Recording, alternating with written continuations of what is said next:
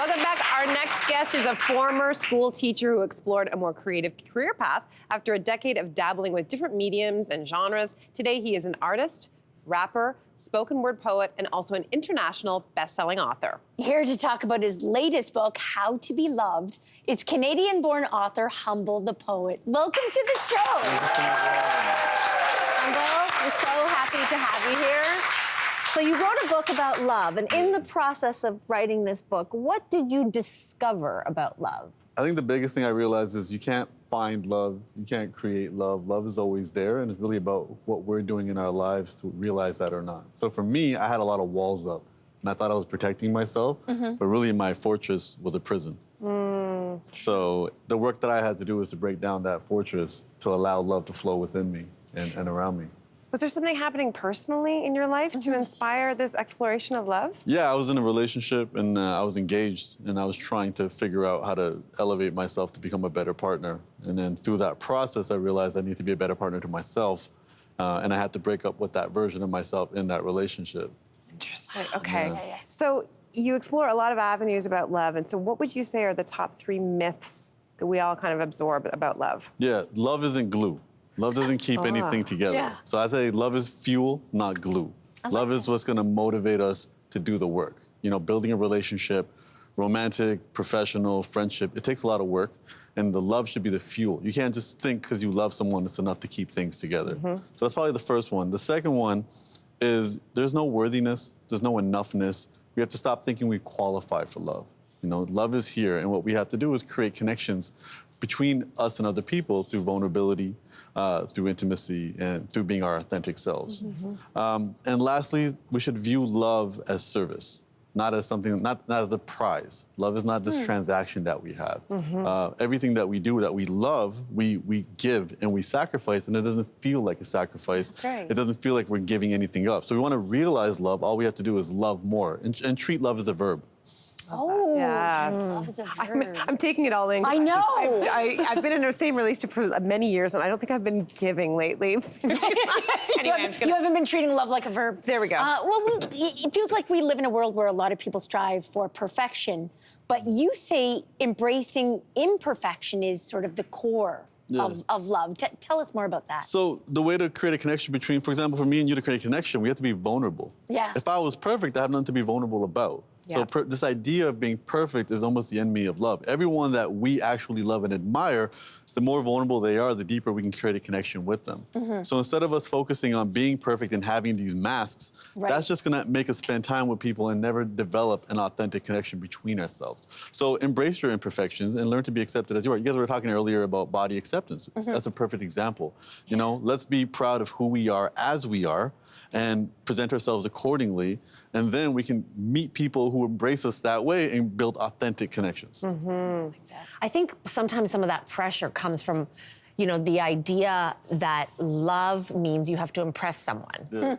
And instead, like, probably we should focus more on being loved in a healthy way instead of trying to impress them, right? We gotta choose being loved over being liked.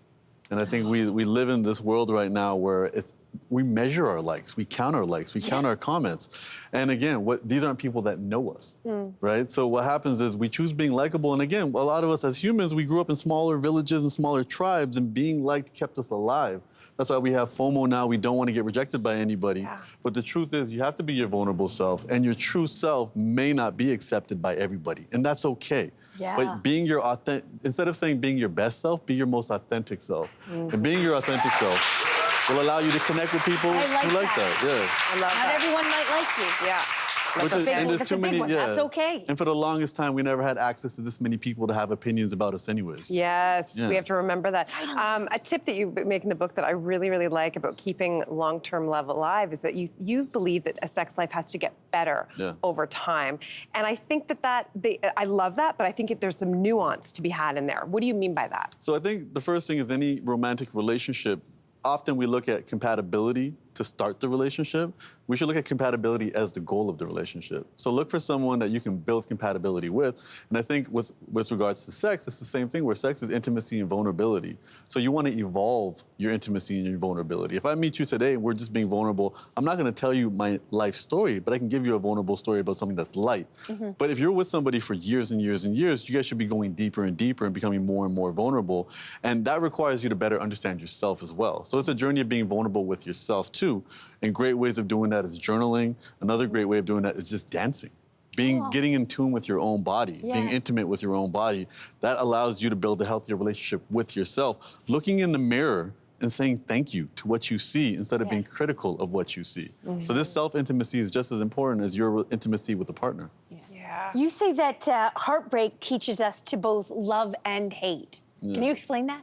I mean, for someone to break our heart, we have to have loved them. Right. And then we hate them for breaking our heart. So it's just, you know, we can exist in both. It's not one or the other, it's one and the other. And is there value in both of those things? I think there's 1,000%. I think, again, the beauty of someone having the ability to break your heart is something that we protect ourselves from. But there's a beautiful human experience in that. And, you know, heartbreaks are essential, you know, and my personal belief is a broken heart is an open heart. Oh, wow. Okay, but getting over heartbreak requires forgiveness. Not my superpower, I gotta be honest.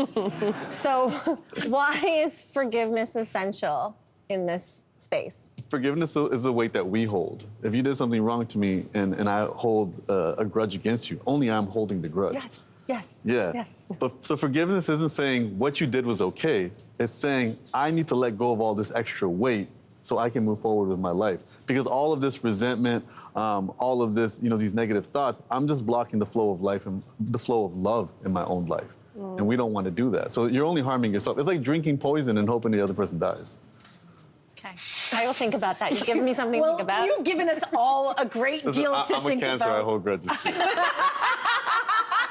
I just wrote the book. I'm still learning myself. Well, thank you so much for being here and Thanks so sharing much. these insights with us.